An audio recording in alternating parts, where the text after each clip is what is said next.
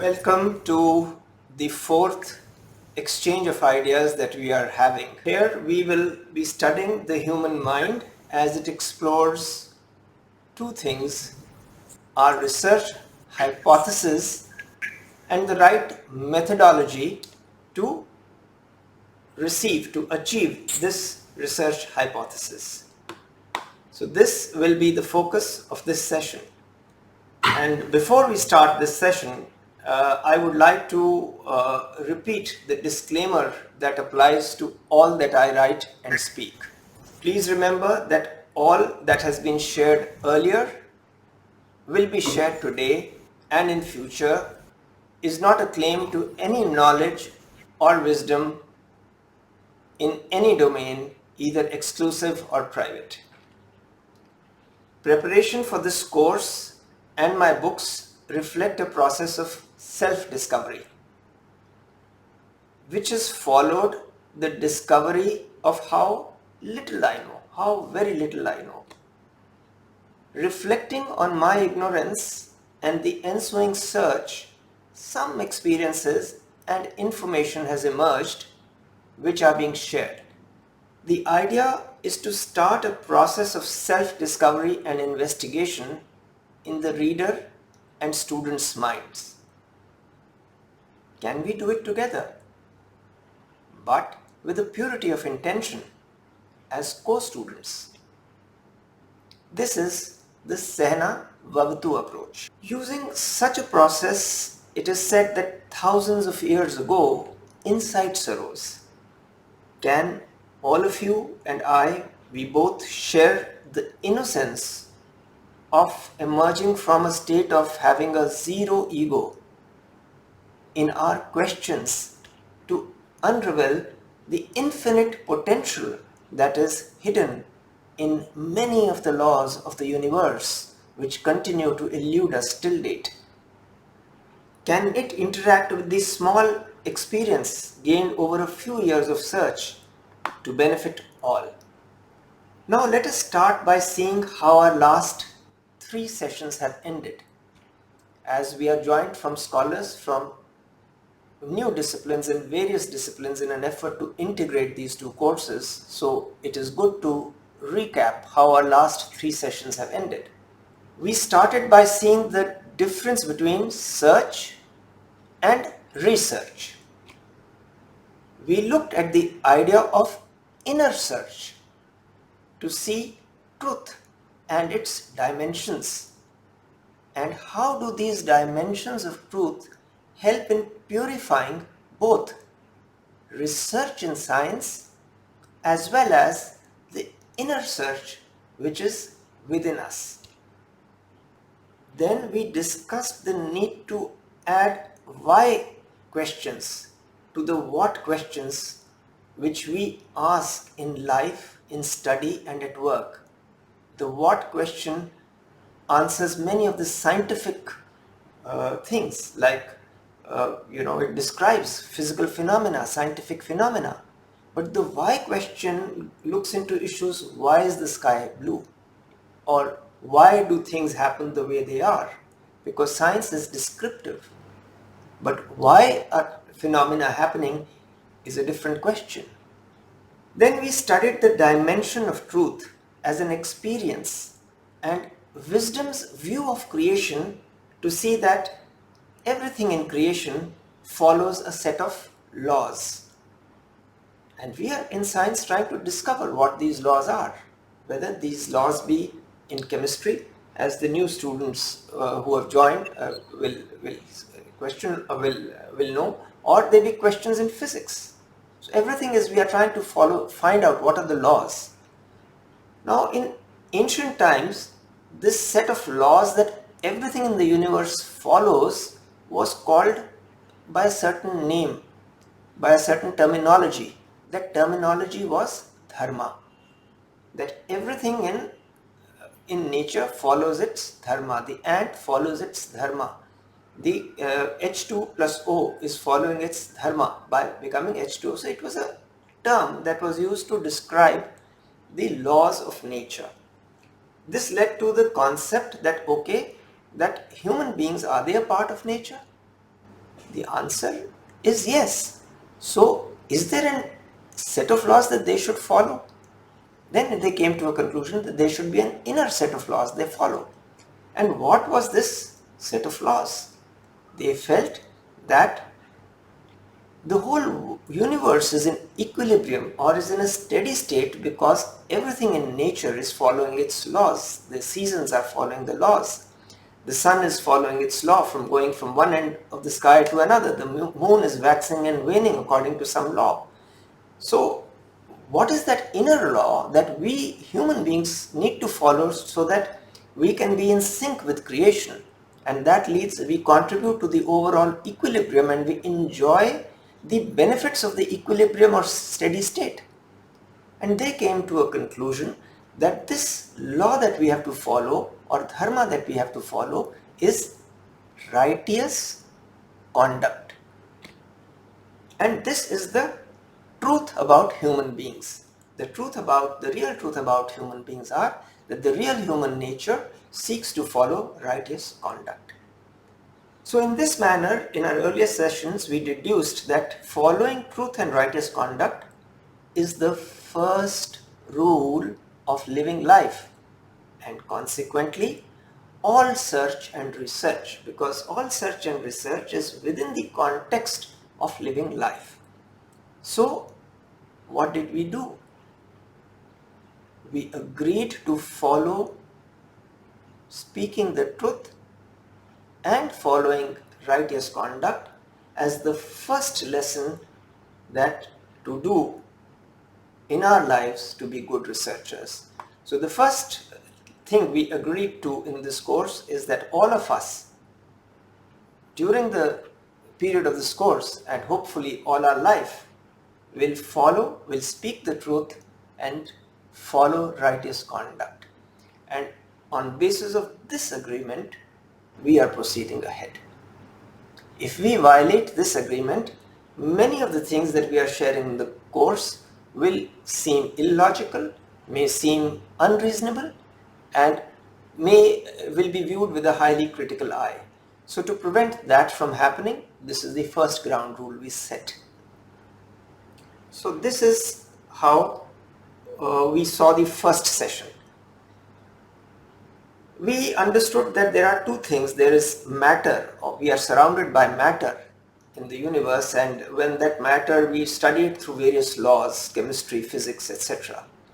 Now then the mind enters. This is where the human mind enters matter in the very first session, and then after seeing how the mind entered matter, to discover that speaking the truth and following righteous conduct is the first lesson. And after the first use of this mind, we went into the second session and the third session, which was an information gathering mode of the mind. So the first, after discovering what our inner nature, inner conduct, inner search has led us to, now we start searching the world, the universe, for its sets of laws. For this we need to gather information. So we get into the information gathering mode in the next two sessions. So in the next session we looked at the expanding the idea of research from the internet and showed how a teacher applies the essence of research methodology using the spirit of many methods to guide the student. How to use this spirit in designing the course curriculum for a research ethics course. In case we are not satisfied that the current material available globally is adequate to teach it, can we develop it together? Just as you are going to develop your PhD thesis and maybe we catalyze it, and can we from our side develop a research ethics course and you catalyze it? So can we help each other in our process of walking the path together? The embryo of the Sehna Vavtu approach laid in the idea of search as the embryo of research sprouts here in designing a curriculum. Can a research methodology be used for it? For that, now if we have to use a research methodology for it, we need to define a research problem and develop a research hypothesis. So let's get down to defining the research problem and forming a research hypothesis.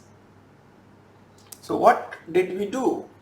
These were formulated after seeing the work of OECD, the World Economic Forum, etc. We found that OECD discovered after the 2008 recession that the spread of education in the industrial and digital revolutions in the last 150 years created prosperity, but with social pain. It now wishes to create prosperity without social pain.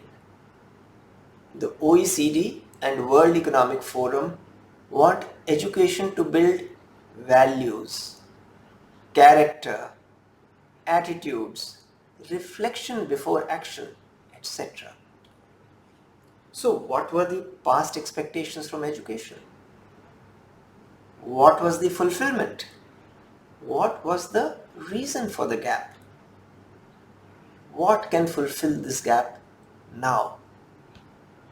So we very quickly decide our research hypothesis that our research ethics curriculum should reduce social pain. It's so obvious that this is needed.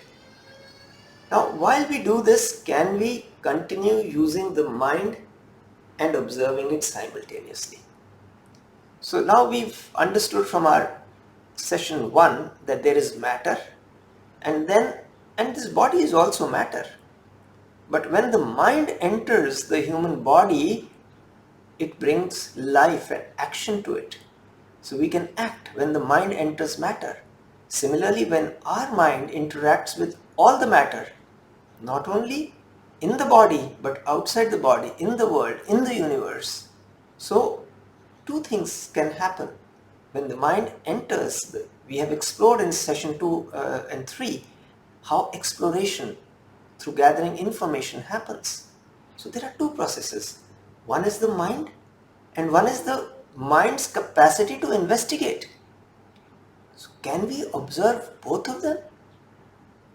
So can that be a third dimension? And the mind is capable of that.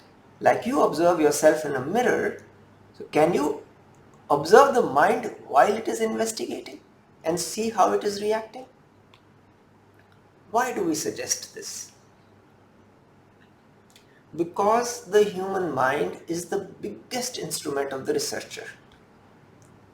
Having a good instrument is very productive for completing any task. For example, you want to cut vegetables, or a surgeon wants to do an operation. You need a sharp knife. So, should all knives be sharp? I am reminded of what Charles Dickens once said. Blunt tools are sometimes found of use where sharper instruments would fail. What could he imply? We sometimes find that a sharp tongue as an instrument may fail. Therefore, which tool to use? So the mind is capable of being both blunt and sharp. So which tool to use in which situation? Therefore, the need to observe the natural tendencies of the mind to be able to guide the mind itself. So if you enter the mind fully, will you be able to guide it? When to become sharp and when to become blunt? Which instrument of the mind to use? And the mind controls the instruments of the tongue, the eyes, the ears, the heart. So can it, even the intellect. So how can the intellect be used to guide the mind to transform the heart? So this mind is in between the intellect and the heart. So it needs to be observed. Is the intellect observing it? That's where the role of the intellect comes. And that's what our target of the research is, to sharpen your intellect so that it can guide the mind. So we will be conducting two parallel exercises as we go. What can we use the mind to watch? This becomes the question. The first thing that we should use the mind to watch is our motivation. What is that hidden desire in our mind? What is our initial motivation? What are our initial ideas? We have to watch them very carefully, because if OECD wants to create values, so are our initial ideas full of values? Is our initial motivation itself having those values? Otherwise, if we don't have those values in our initial motivation and in our initial ideas which the mind has, can our research succeed? So let us go to that. Let us examine how we have quickly come to a research hypothesis. At the back of our mind, when we were quickly deciding our research hypothesis, was the idea that OECD seemed to be giving us. An idea that ethics is needed for creating values, attitudes, etc. So maybe we got a feeling when we saw OECD's research that we need to add ethics education to our research ethics course. Now this will go very well with our approach of adding search as the basis of research and we will use ethics as the basis of research ethics. And for this we are using the Sehna-Vavtu approach. What a wonderful combination it sounds. So this makes the starting process look simple and inviting. It's inviting us. But is it so? There may be, suppose there is failure.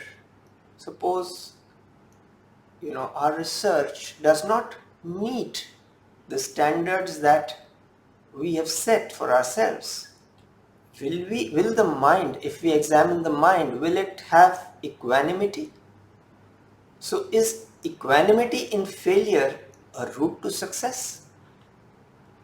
Because we are observing the human mind also as we are researching. So we are researching the human mind as we are researching our problem, and we are researching our curriculum. And you are researching how to bring out that PhD hypothesis which is hidden in you. Somewhere it is hidden in you. You have to take it out. And one of the routes may be equanimity in failure.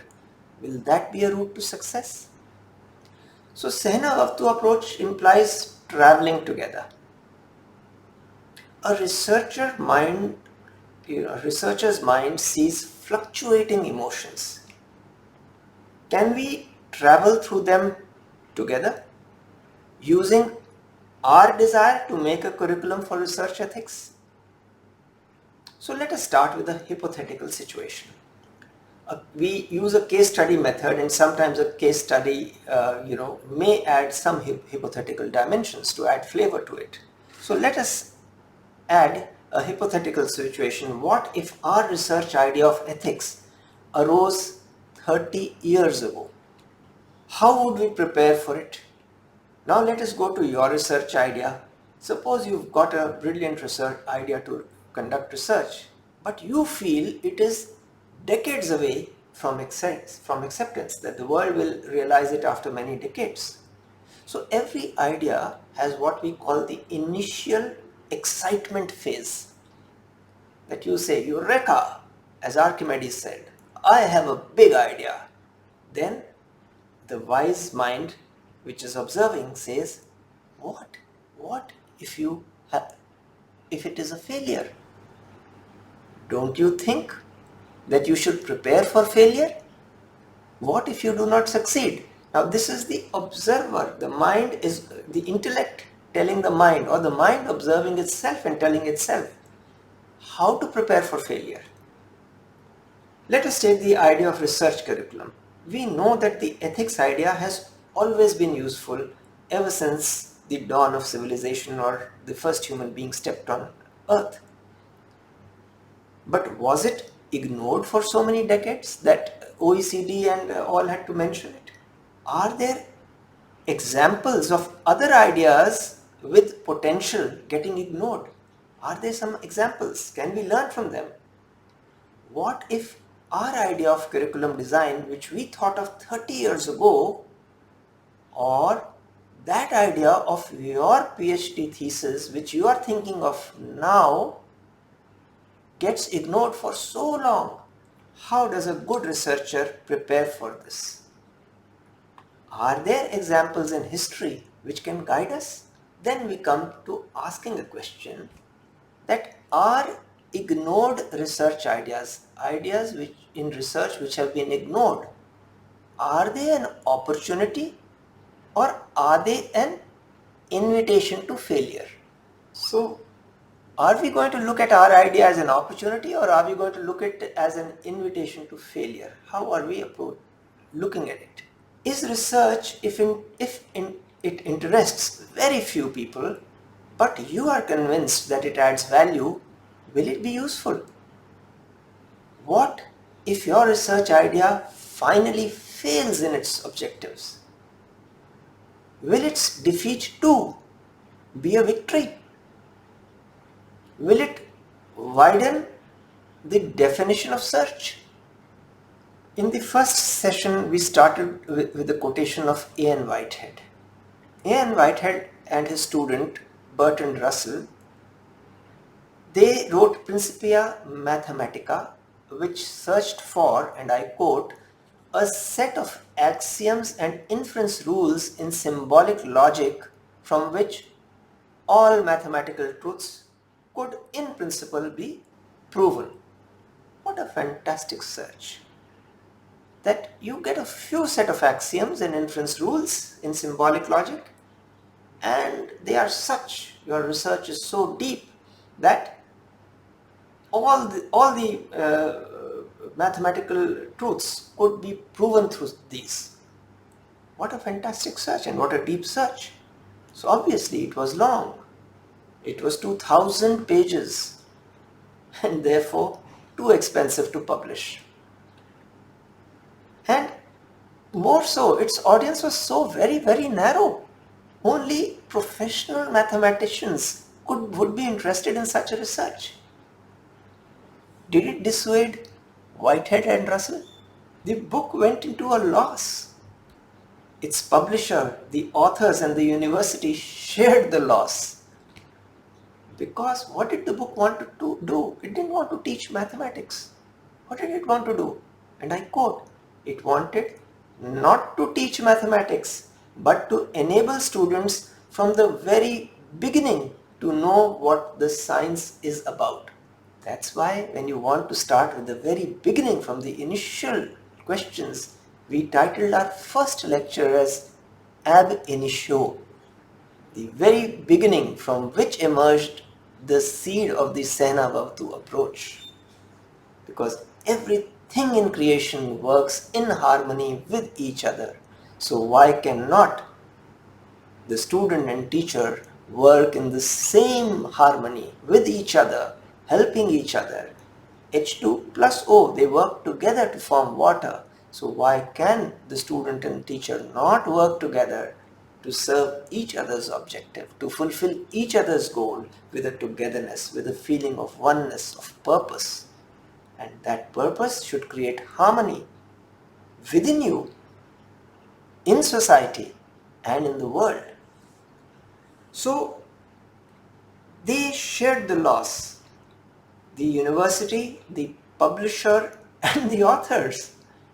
Yet today, there is hardly any university library which is without the book. Now, what happened to the future of their hypothesis? Gödel's incompleteness theorem proved this hypothesis could not meet its objective. But the question becomes, could the incompleteness theorem be visualized if Principia Mathematica wasn't written? So even if its approach may be from an axis we don't agree with, yet we can respect it. Now, why did I take this example? Why are we even considering this example? Like a knife, this example can cut both ways. So let us discover how. Principia Mathematica is 23rd in the list of top 100 English language non-fiction books of the last century. The authors wished to complete it in 1 year, but its quest remained incomplete even after 10 years and 3 volumes. The geometry portion is still, they couldn't complete it. And how hard did they work? How deep were their questions? This you can guess from the fact that their work on the foundational level of mathematics was so detailed that it took them to page 86 of volume 2 just to prove that 1 plus 1 is equal to 2, which they humorously said, in good humor, they said that this is a proposition which is occasionally useful. Occasionally useful. Therefore, point number 1, do not fear ridicule or avoid painstakingly detailed work in your PhD thesis. And what is above painstaking work? What is above the fear of ridicule when you overarch and jump over the fear of ridicule and painstaking work? What is the next thing to develop? A capacity to gain insights which is beyond intuition. We had some kind of intuition that if we add ethics into research ethics and search into research, wow, what a combination we've got. And let's design a course for research ethics using the Sehna-Vaftu or the cooperative principle, which keeps everything in creation in harmony with each other. What a combination we've got. So let's proceed. So we will see later as we proceed that Whitehead's ideas influenced education. Even at Harvard Business School, he was able to influence, and he influenced education ideas in UK. He was, I think, the chief advisor to the Prime Minister. We will see that later, but Terry Pincard today states that Bertrand Russell's specific comments on Hegel's philosophy of mathematics are often either misleading or simply false, unquote. Therefore, after 10 years of work, hard work, Bertrand Russell's understanding of Hegel, and we will understand the importance of the philosophy of Hegel later, that his understanding is either misleading or totally false, because he says that he has not read Hegel fully. He has just read small part of Hegel, which were his notes for classes, and he didn't read the main books. So, what is the lesson? The lesson for us is, do your inquiry on sources of your research, causes, really well to avoid such comments in the future. So how can we proceed?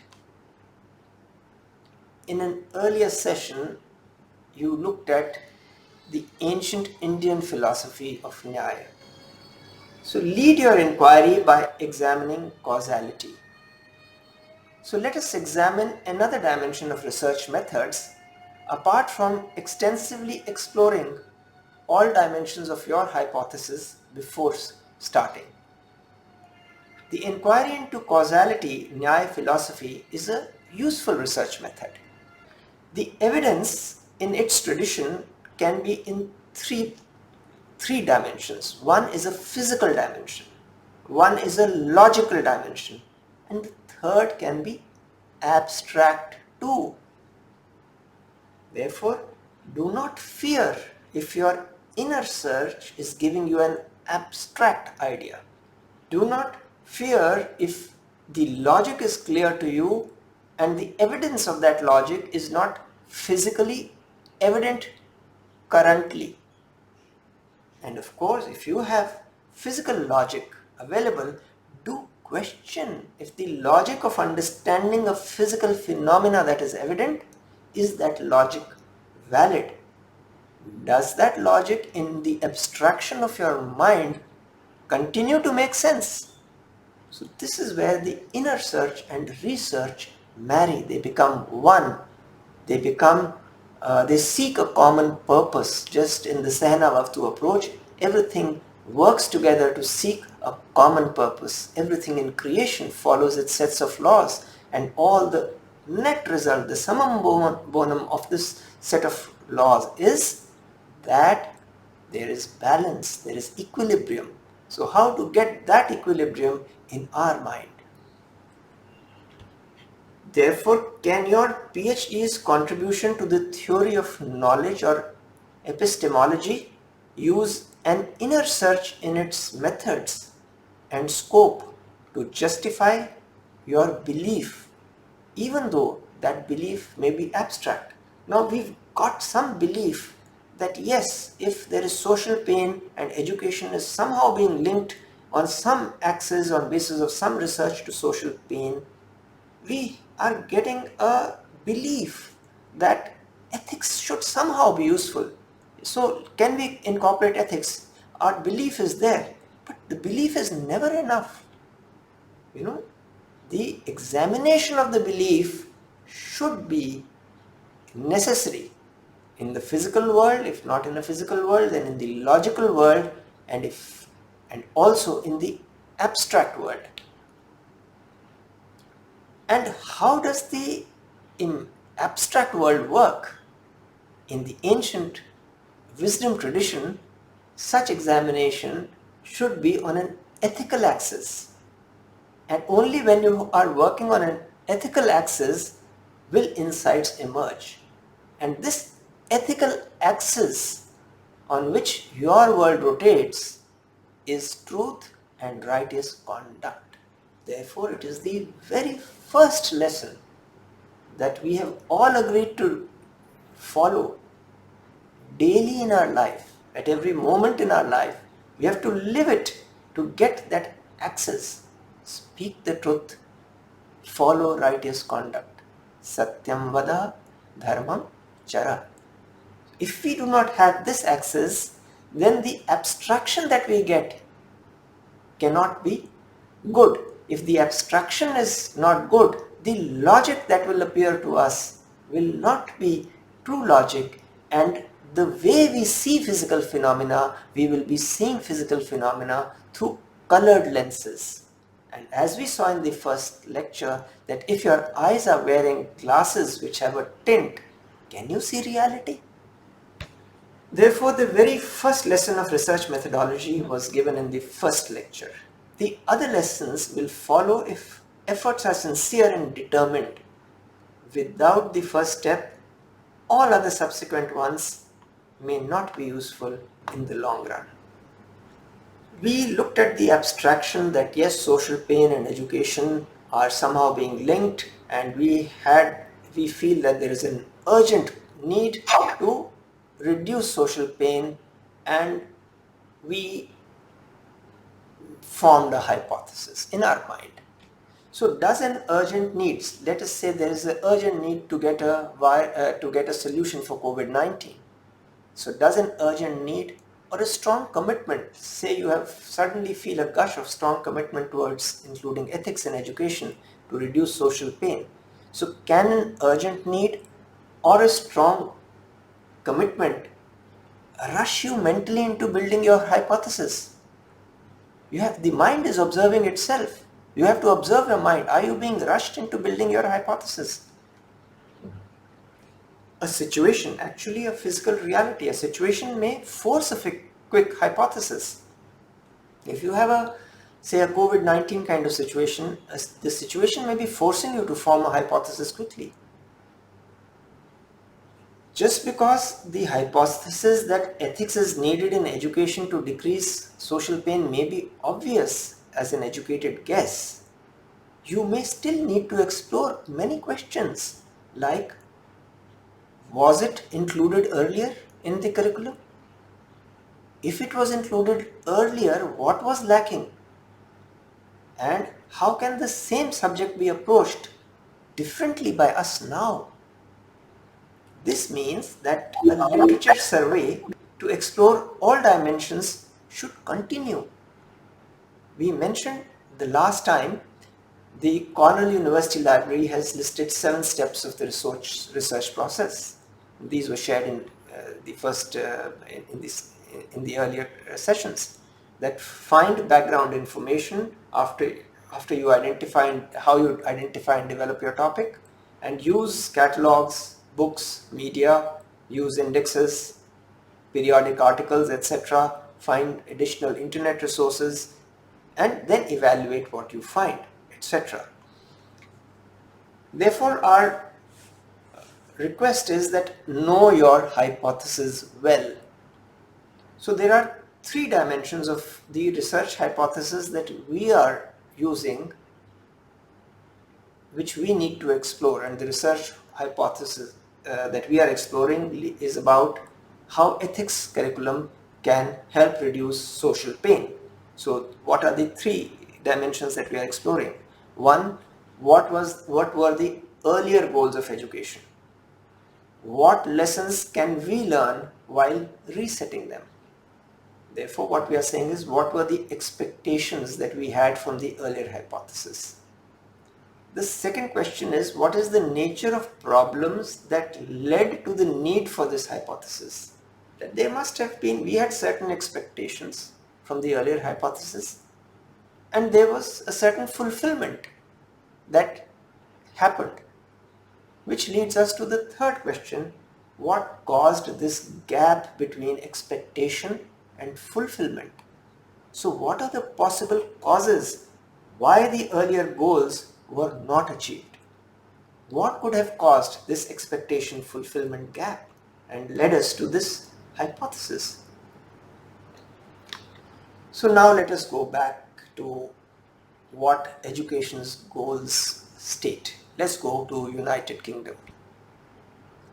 The very first line of the school curriculum in England document states, and I start quoting now: every state-funded school must offer a curriculum which is balanced and broadly based, and which promotes the spiritual, moral, cultural, mental and physical development of pupils at the school and of society, and prepares pupils at the school for opportunities, responsibilities and experiences in later life, unquote.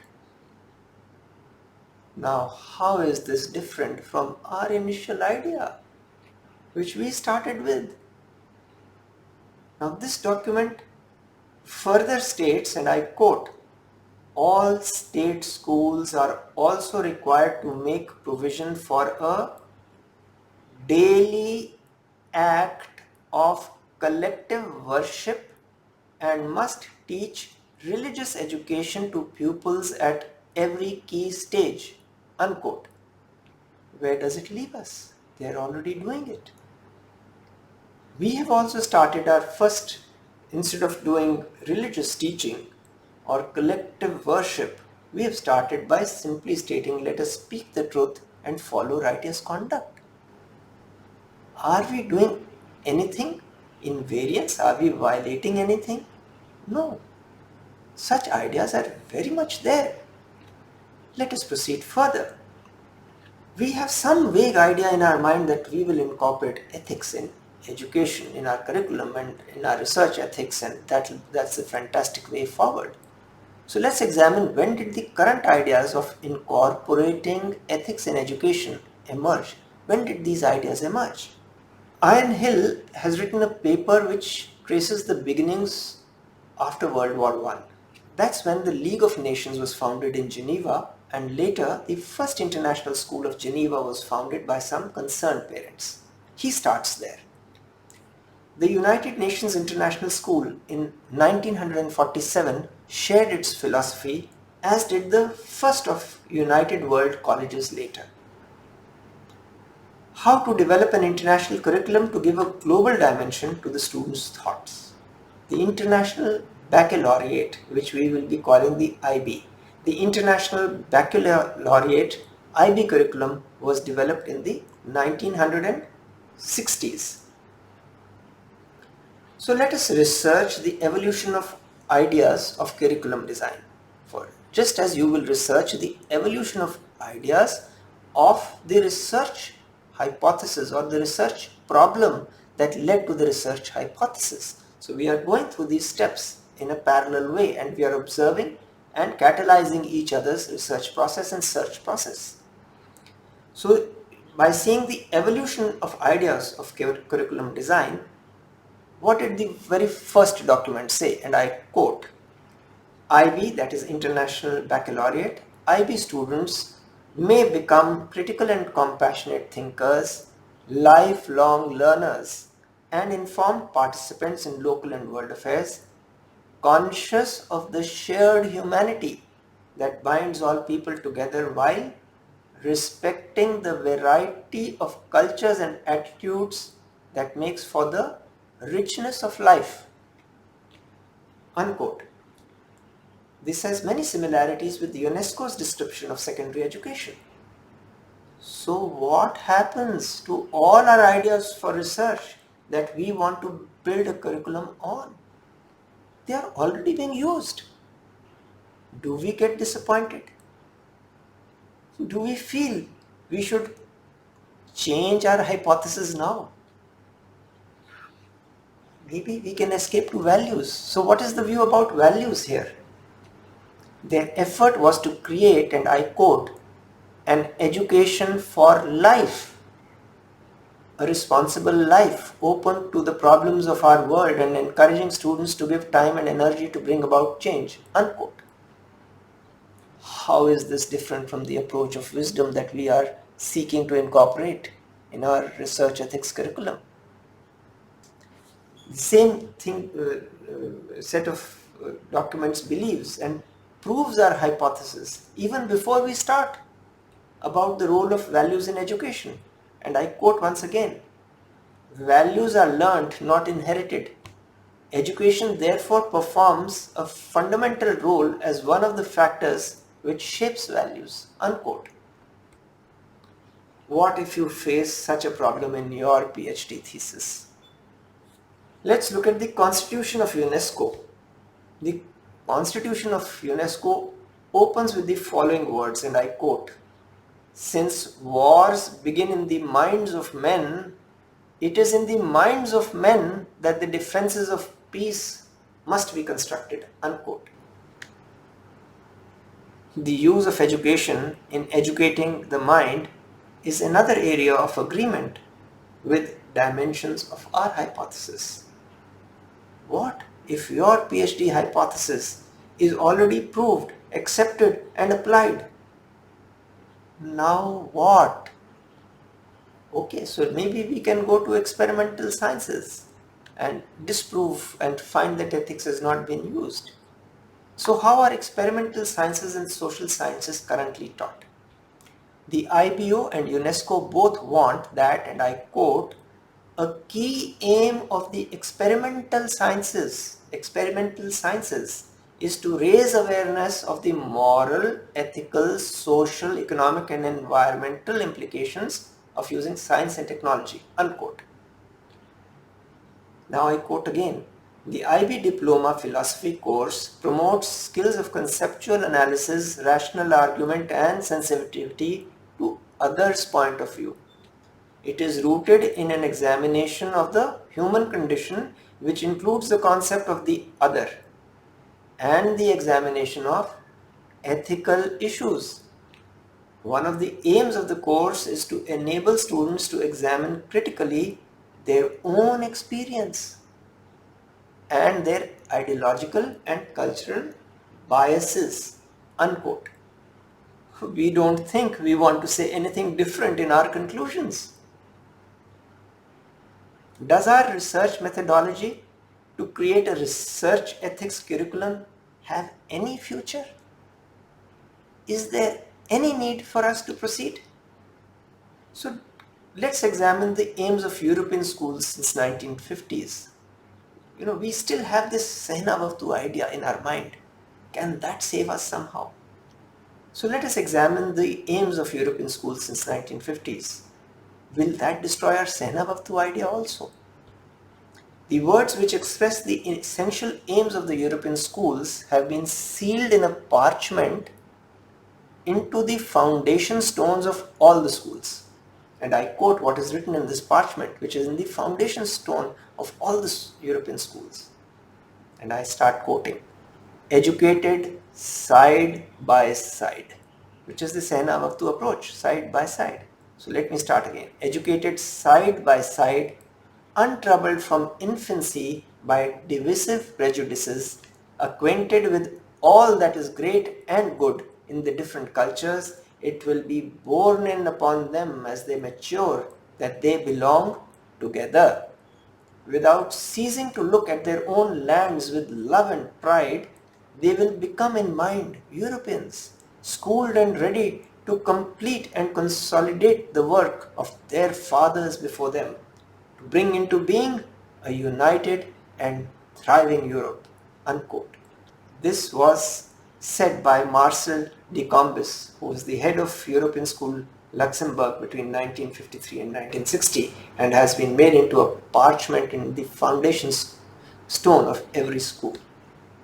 And what is the most unique feature of this International Baccalaureate or IB curriculum? Its most unique feature is the theory of knowledge. This is so unique that it, and I quote, it has no exact equivalent in national education systems. It develops critical thinking skills. The curriculum is divided into three main parts: knowers and knowing,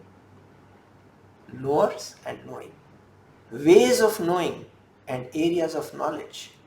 One of the key aims of knowledge theory is to identify values underlying judgments and knowledge claims pertinent to local and global issues. Unquote. Again, where does this leave our research hypothesis? Is there any future for our work? Are we the only ones who feel that there is a need for our work, even though there seems to be no opportunity to do it and create something of value? The nature of the human mind is to fluctuate. If all that is said in policy statements has been followed, and we cannot doubt it, what is the scope for any further work? If the curriculum design has been scientifically developed to implement all the wonderful ideas that we have listed, what do we do? Even if we create our ideas and present them, we will be doing it to those who have created, followed, and used the same ideas. Will they accept that we can improve them? Is criticizing the judge the best way to win a case in the court? So now we have traveled to the other end of the spectrum. We have traveled the journey from overconfidence of comparing our work to a masterpiece which becomes among the top 100 books of the century to the pendulum has swung to the other extreme, to a disappointment that there is nothing to contribute. This sometimes happens to every PhD researcher. That is why we are having this session. That the most important thing here is the mind. The topic is not fluctuating, it is the mind which is swinging like a pendulum between overconfidence and total destruction of confidence. We need to overarch both and have a stable mind. How to achieve it? A stable mind keeps searching with his or her heart in the problem and has no time to lose heart. So I'll repeat this. A stable mind keeps searching with his or her heart in the problem and has no time to lose heart. So let's proceed further. Let's not lose heart. If we keep studying Hill's report till the very end, we find an opening in the ending. It states, and I quote, "The world's moral order is in some disarray. There are still far too many examples of man's inhumanity to man. It goes on to say that values education is lacking, inefficient, or unsustainable when people are confronted with hard choices under pressure. Unquote. Ah, finally, so this gives us evidence to keep trying. Hill's report dates back to 2001. Then OECD reaffirms it in 2008. So the evidence is mounting. Therefore, your thesis now has a basis for exploration. So what if the initial way of starting your research gives disappointing results? If your hypothesis is well thought out, its statements should not change despite the initial data not being encouraging. But yes, your search can guide you on the research methodology. How do we conclude this session? First thing we need to understand is that the most important instrument of a researcher is the human mind. If the camera is not stable, can the picture it takes be stable? The mind is the camera which will see the research problem and see the research data. It is also the instrument with which we will find a solution. Hence, the camera should be stable. Next, its focus should be sharp, single-minded, single-pointed, and it should see the problem in the right light. The third thing is lighting. Is the sun behind you or is the sun in front of you? So the problem, when we set a camera, are we seeing the problem in the right light? Seeing it in the right light is an inner journey that is the result of a search within us. This is another evidence that such inner search gives the basis of research. With these inputs, we bring this session to an end, and I thank you for your time and patience and look forward to your questions. Thank you very much.